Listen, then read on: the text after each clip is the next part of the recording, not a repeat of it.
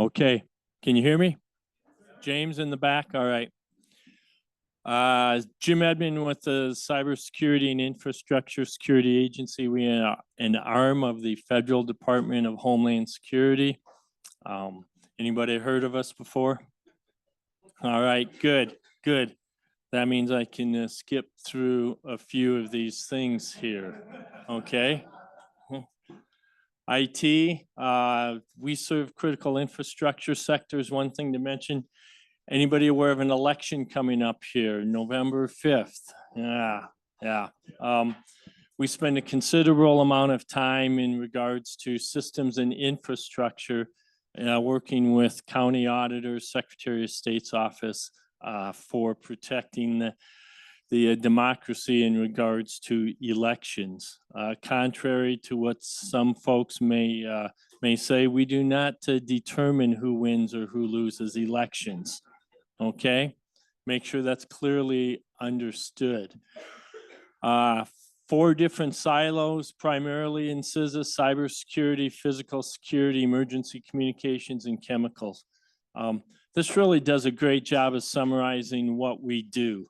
You know, we work with the public sector and the private sector, all with the goals of improving their security aspects of the organization. Building greater trust, somewhat shocking. I know governments don't always have the best reputation, but I've been with CISA for going on 3 years. I worked with state government for a few years before that. And that's a big deal, building trust with your constituents, establishing that partnership, especially in the cyber world when we're trying to exchange information, in 2 ways. Given Travis grief earlier because we have argued and fought over the indicators of compromise and TTPs in the cyber incident world for a long, long time. So that exchanging of information, frankly, we're all on the same side here. What can we learn the lessons from each other to be better? Here in South Dakota, I'm in Pierre. I got a protective security advisor colleague by the name of Rick Miller is also in Pierre. Shane Hankey is here in Rapid City. National Guardsman just back from a 400-day deployment with a secret 3-letter organization on the East Coast. So it'll be good to have him back in the saddle on the CISA side of things. We also have a couple of PSAs here, So what I do every day, we do assessments, work with each other, educate and inform, whatever we can do to raise the level of cyber hygiene in the state here. It could be from technical assessments we do, strategic assessments, information and education sharing also. Threat highlights for this fall, I mentioned elections. I think I have something on here later on to talk about what we refer to as the axis of evil: Russia, China, North Korea, Iran. Significant social media influences over elections. Not as much from an actual ability to change an outcome, from a ballot perspective, but certainly from a individual human perspective with their social engineering tactics. OT, operational technology industry attacks, water and the energy sectors, becoming pretty significant from other nation states from attacking us. Just an incident a couple of weeks ago in Kansas, water sector for Arkansas City, Kansas, had a ransomware effect. Speaking of ransomware, everybody familiar with ransomware? Yeah, man. Hopefully we can get that under control here soon. Our director just came out with our FY25 priorities. The federal year starts today. It's today, October 1st. Okay, yep. China, resilience, CIRCIA. Anybody familiar with CIRCIA? Yeah, Cyber Incident Reporting for Critical Infrastructure Act. of 2022. Who thinks that they're in a critical infrastructure sector? Most folks. We are currently writing the rules on if you have a cyber incident, you will have to report that to us. Kind of takes us from a voluntary organization to a regulatory agency, which is something will be a difficult transition. But I'm going to show you some graphs in regards to voluntary reporting of ransomware versus what we know is out there. AI, that's a challenge. There's a lot of good things that come from it. There's a lot of negative challenges that come with artificial intelligence. And of course, elections will be an emphasis for us, not only for the next 35 days, but likely for a few months after that also. Talked about threats in the election world. ODNI, the Office of the Director of National Intelligence, puts out reports starting, I believe it was 90 days before the election. Now, this is a 60-day report, and I think I got a 45-day report. Russia, Iran, China, goal is to exasperate divisions in U.S. society, by making the United States and its democratic system appear weak. Anybody see divisions and arguments and fights in the news these days? Gotta say, in some ways, they've been pretty successful for that, okay? Yet, on the other hand, it would be very difficult for a foreign actor to manipulate election processes at a large enough scale to impact the outcome of this says federal election, but also here in South Dakota, at a state or local level also. Very difficult. Our county auditors worked very hard in ensuring that the processes are fair and democratic. We have paper ballots, we have tabulators that are not connected to anything. The process is open. If you're that interested, you can go and sit and watch them feed the ballots into a tabulator. It gets pretty boring after about the first 5 that go through, It's the same thing over and over again. They're done, it prints out a piece of paper, they go over to a secured computer and they type it into a total vote system, and there's obviously backups and individuals involved with it. So, the ability to actually manipulate an election from the process perspective is very small here in South Dakota. 45-day update here around AI, artificial intelligence. Russia and Iran are using it, but they're not sure, the degree of influence that it has had yet. So it's there, it's being used, but its success has been limited thus far. Talked about cybersecurity and the operational technology. These are all different events that have occurred. Late last fall, December, Iranian threat actor group discovered how to attack Israeli-made programmable logic controllers. Default password of 1111 was a key aspect of their ability to break into different water systems. Not able to actually do anything harmful, but they were able to get access into it.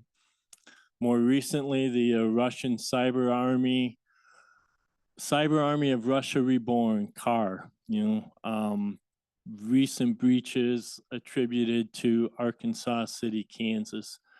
Other ones, Muleshoe, Texas, and in Georgia somewhere. Talk a little bit about this summary that we do. So we do a series of technical assessments for organizations free of charge. We do a remote penetration testing one. This is number 2 in our series of 4 that we do. 1 week remote testing, 1 week on site. So in FY23, we did this for 143 entities across the country, covering all the critical infrastructure sectors. And so what we do then is we anonymize all of that report and all of those findings, and we put this report out summarizing what we found. So if you look at a common attack process here, we're going to go around the clockwise here: initial access, execution, persistence, escalation, evasion, credentials, discovery, lateral, collection, command and control, exfiltration. This is kind of the process that this team follows, okay? All of the other items associated with it are the different types of attack techniques that occur during this phase of the engagement, okay? And starting with initial access, everybody, it's easy to understand: phishing, default credentials, bugs in software, internet applications, okay? That's how the foot in the door is gained, okay? As they work their way around the wheel here, valid accounts is the easiest way that they're able to get further and further into organizations, primarily using Active Directory and different tools to break into Active Directory. But if you take a look around the wheel, valid accounts is the most common aspect of that particular phase in the engagement. Again, 1 week remote, 1 week on site. They gather all the information they can remotely, and then they come on site and work their way. They're not necessarily a red team, okay?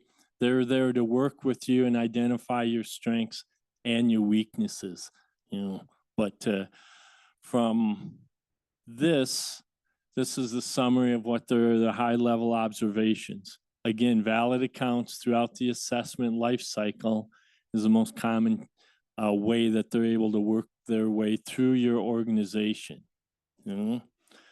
Recommendations should sound fairly familiar. Strong passwords, MFA. I think I'm seeing the light.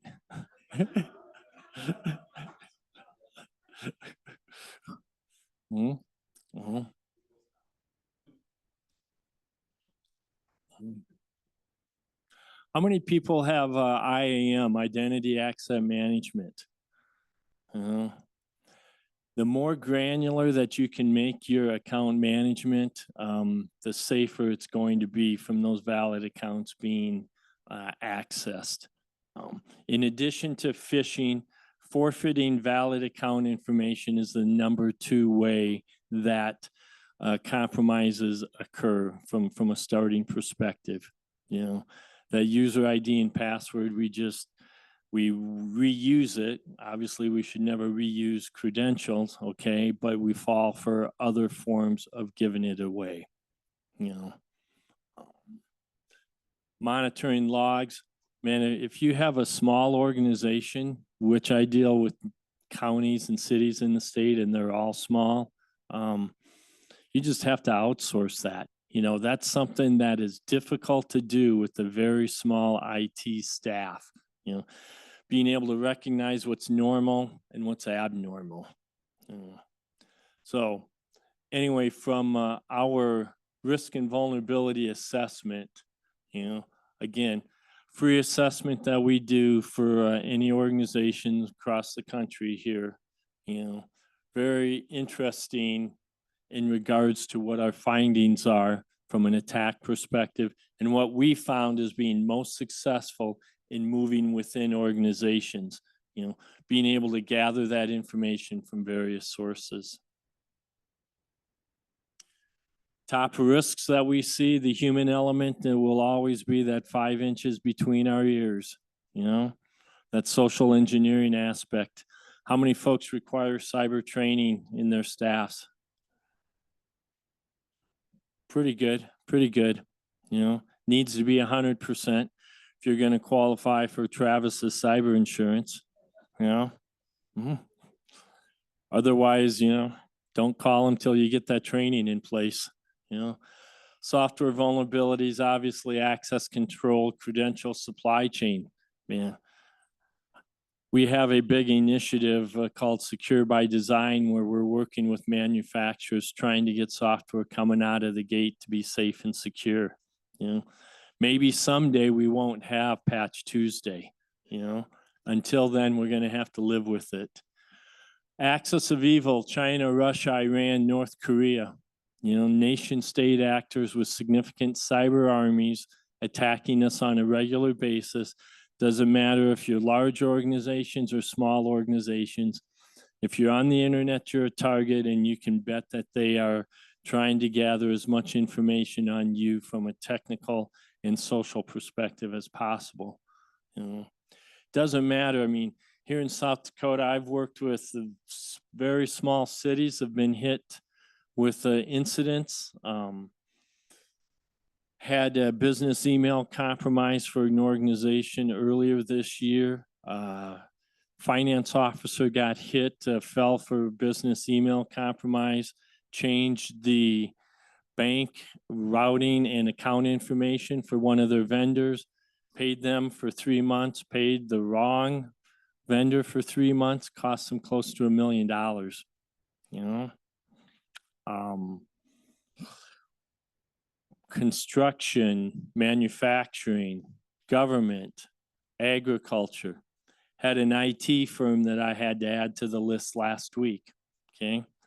Good news was the IT firm had valid backups and they were able to be back up and running in a couple of days. How many folks have backups?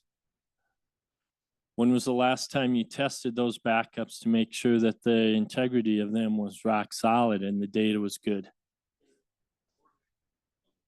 Monday? Got to do it on a regular basis. I had an agricultural entity get hit with ransomware. Not worried at all because they had backups. Unfortunately, those backups had never worked, ever worked. They had nothing, you know? So they paid the ransom and got some of their data back. Interesting statistic here on ransomware. Look on the left there. This is the top graph is ransomware incidents reported to CISA. CISA and the FBI are on a voluntary basis. If you're a health organization, you get to report it to CMS as a HIPAA requirement, okay? Voluntarily, you know, between 100 and 150 a month going back for a year, you know? Now, if you're able to go out to the dark web and look, because every ransomware gang has their own website out there where they track victims, that number is 400 to 500. You know? And this is only the victims that do not pay the ransomware. If you pay the ransomware, you're not listed on their websites or you're taken off their websites. So even this 400 to 500 number is low, you know? But compare that to what is voluntarily reported, you know, considerable difference in the numbers there, you know. Highest ransom paid this year, $75 million, you know, allegedly from a pharmaceutical company because it's not been publicly released. But some cryptocurrency, very smart people traced some significant payments made in January, which added up to $75 million from one organization. $75 million ransomware, you know, that's a lot. You know? Prior to that, it was 40 million from CNA Insurance in 2021, you know. So the costs of ransomware are pretty significant.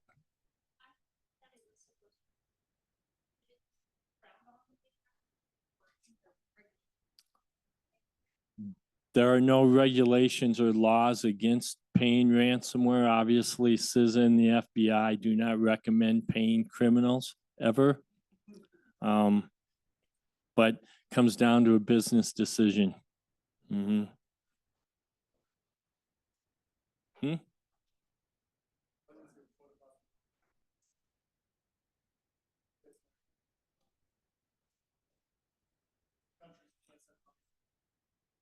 Yeah, how do you know which country you're sending the cryptocurrency Bitcoin to, though?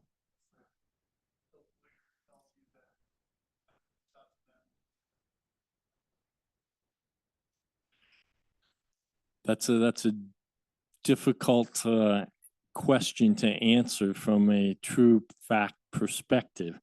We all know the money eventually is going to end up in Moscow. Okay.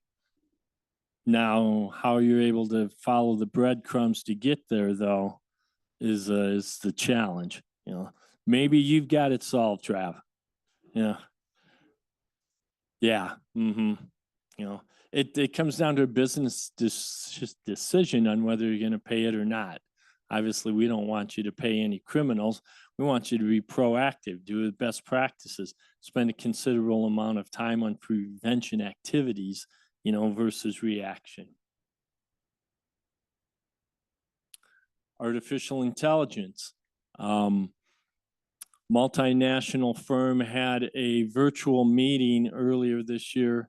Five people attended the meeting. One of them was a real live person. The other four were artificially generated. I was going to say artificially inseminated, but that's not how it happened. One of the four AI generated deep fakes was the CEO. And they had a voice version of the CEO, and using the software you can get on the internet, you know, part of the conversation, you know, they used this for his voice. And at the end of the meeting, he asked the CFO to transfer $25 million to some account, and the CFO did it and lost the 25 million, you know, all from one artificial intelligent generated webinar, Zoom call, Teams call, whatever you want to call it, you know. So yeah, there's a lot of good AI things out there, but these days, especially, you know, mentioned it in the elections earlier, a lot of nefarious activities with it also, you know. Anybody remember Ronald Reagan in the 80s? Anybody around then? Okay. When he was negotiating the Russian salt treatment over nuclear arms, you know, he borrowed a Russian proverb, trust but verify, you know.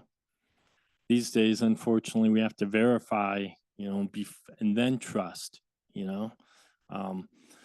On the business email compromise that the organization went through earlier this year and lost $1 million, simple phone call. You know, you got an email request to change bank account routing information, whether it's an employee or a vendor you deal with or whomever. Man, just put a process in, pick up the phone, you know, get a number independent. Don't take the number from the email because, you know, bad guys can impersonate spoofing on phone numbers and such. Pick up the phone and call and ask them. Thought this is an interesting graph. You know, the amount of time it takes to hack a password, you know, 12-character password using uppercase, lowercase, numbers, special characters, you know, 164 million years, you know.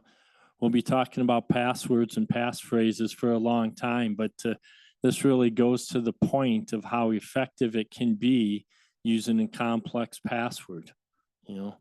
We're going to be stuck with them. Let's use a little bit of creativity in making sure that we don't have to change them as often. You know, something like this, you know, you can easily go a year without changing it. Where to invest your dollars? You know, if you have $1, where to invest it? Staffing and training. You know, again, technology, you can do all the technology in the world. You can use all the firewalls, antivirus, endpoint detection, all the cool stuff out there. But if that person on the other end of the keyboard, you know, is not adequately trained, that's always going to be a risk for you. You know, we mentioned no before.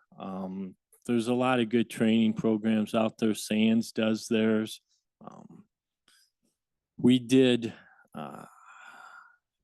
phishing testing when I was with state government. Had a lot of fun with it. Employees looked at it as though we were trying to get them, try and find them and get them in trouble. That's far from the case of what we're trying to do. When you have 15,000, 20,000 devices on a network and 10,000 employees, that's a big risk right there. That's a big risk.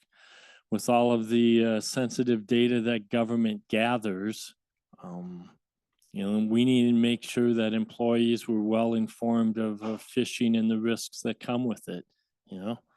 Not overly difficult to look at who the message is from. Click on the email address, hover over URL addresses and links.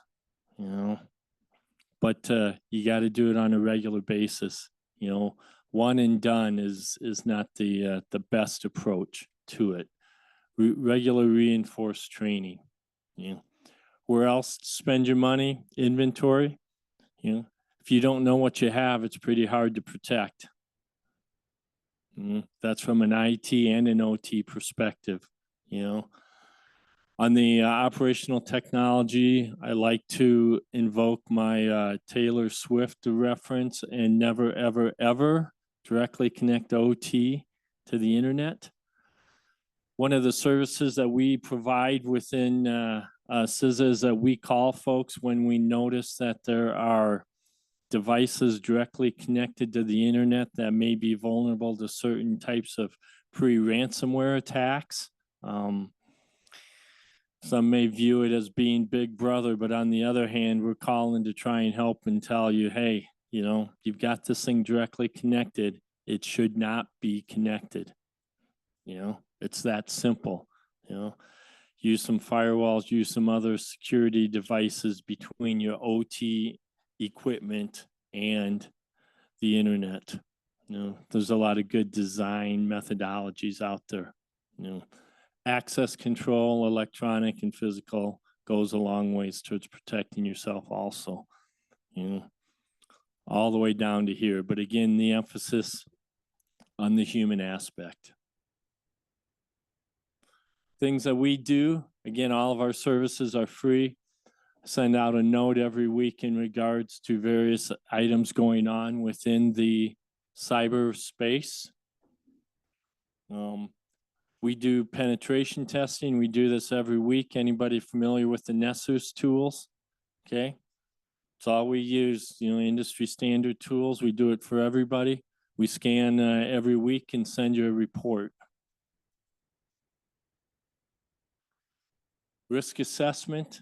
We do risk assessments, or you can download them and do them yourself. The templates are out there on our website. This is our baseline penetration testing. External testing, we'll do web application testing. Technical phishing testing is really pretty cool. We work with you on 32 scripts we have you click through, and they're going to test your antivirus, your endpoint detection, your network firewall, different aspects of your network security and how's it going to respond.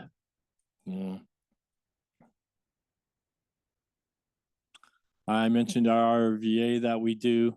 This is one of our more advanced ones. Murphy shows up. Here's a set of numbers to call. Our first recommendation, a crime has occurred, call your local law enforcement. That's your first and best. Hopefully there'll be other dominoes to fall after that. We have some really good documentation on our website. I mean, it is Cybersecurity Awareness Month. Hopefully you have some activities going on in regards to your organization promoting it. And that's just a bunch of who we are here in the state. Any questions? Any easy questions? Let me clarify that. Easy questions.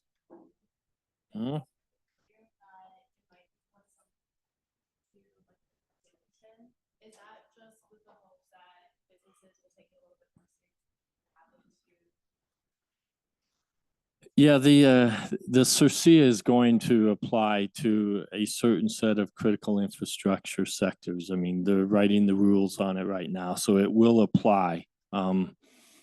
Similar to how HIPAA applies to hospitals. The first goal of that is to just try and get a handle on how big the problem is. You know, I mean, you saw this difference in the statistics and what's voluntarily reported versus what we see on the dark web to what we're extrapolating. How big is the problem? Okay. And then what can we do from there to try and help organizations get better to protect themselves? You know, getting folks to realize it's an expensive deal. You know, you get hit by ransomware, you better have very good backups in place, you know, in order to restore your data. And then that's not counting the aspect of if they've stolen your data, what are you going to do with your customers, your patients, your constituents? You know, that gets to be expensive in there too. Oh.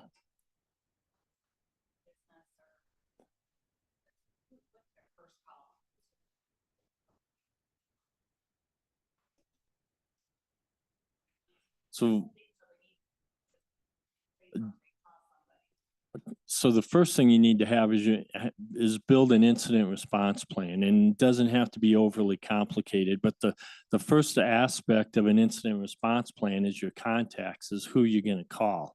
Okay, you have your IT folks, you know, you have your cyber insurance company, you have your mayor, your commissioners, your stockholder, you know, maybe your CEO, etc. But in the end, I mean, law enforcement is going to be that one of those first outside calls because it is a crime. Okay. And then, you know, from there could be the FBI. You know, your insurance company is going to invoke a forensic firm, you know, that's going to come in and try and get you back up and running. But I always tell folks, call your local law enforcement, your sheriff, your police, fusion center, you know, and then more dominoes will fall from there, you know. But if you put a little bit of time and effort into an incident response plan up front, then that makes it much easier, you know.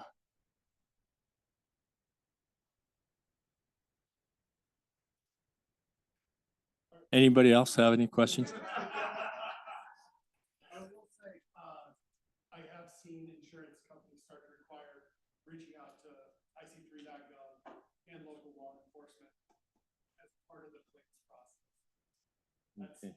been a big change that I've seen in the right direction. Yeah, no, that's good. You know, I mean, the insurance companies have a lot of leverage, and the greater degree of cooperation we can get with them, you know, the better it is for all of us to understand how, you know, what happened, how it happened, you know. All right. Jeff, you should have been up here doing this. You won the whole, you know, where's the trophy?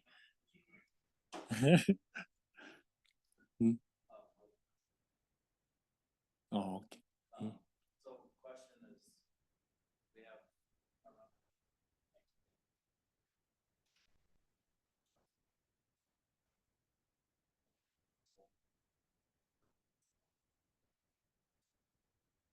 worked with Katie a lot to try to package for to give to these people where to start.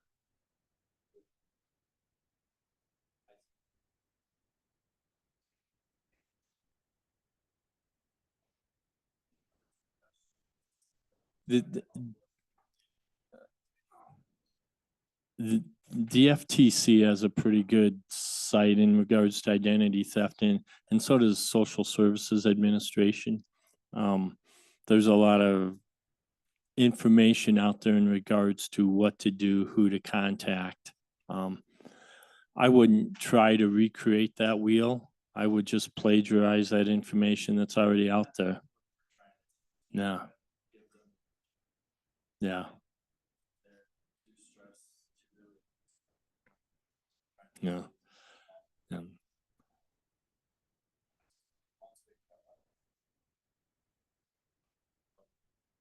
Yeah. I'm sure that's yeah, no fun to do that. Oh.